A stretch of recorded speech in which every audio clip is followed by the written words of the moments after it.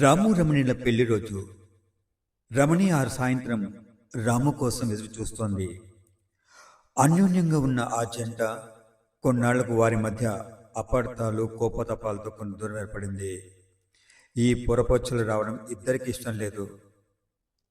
రాముకు ఆ రోజు పెళ్లి రోజున గుర్తుందో లేదో అని రమణి ఆలోచిస్తుంది.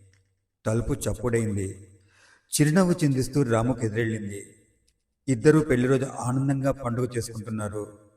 అంతలో హాల్లో ఉన్న ఫోన్ మోగింది. రమణి పరుగున ఫోన్ అందుకుంది. హలో, నేను పోలీస్ స్టేషన్ నుండి మాట్లాడుతున్నాను.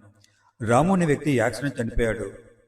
జేబులో ఉన్న ఐడి కార్డుతో గుర్తించాము. రాము మీకేమవుతారు? ఆ మాట విన్న వెంటనే రమణి దిగ్భ్రాంతి చెందింది. రాము ఇప్పుడు ఇంటి దగ్గర ఉన్నాడే. క్షమించండి మేడం, రాము బస్ దిగుతూ కిందపడి చనిపోయాడు. ఆశ్చర్యపోయి రమణి పరిగెత్తుకుంటూ బెడ్రూమ్కి వెళ్ళి చూస్తే రాము అక్కడ లేడు. ఏమయ్యాడు? తను దయ్యాలు భూతాల కథలు చాలానే చదివింది. చనిపోయిన తర్వాత ఇష్టమైన వాళ్లను దయ్యాల రూపంలో కలుసుకోవడం వంటి కథలు వినింది. రాము కనిపించబోయేసరికి దుఃఖంతో కుప్పకూలిపోయింది. అంతలో బాత్రూమ్ నుండి రాము బయటకు వచ్చి, రమణి, నా పర్సు ఎవరో కొట్టేశారు అన్నాడు నవ్వుతూ. చూడండి, జీవించడానికి మనకు రెండో అవకాశం లేదు. సంబంధాలు, బాంధవ్యాలు విలువండి. కలిసిమెలిసి అద్భుతమైన జీవితం గడపండి. రేపు అన్నది నిజం కాదు కదా.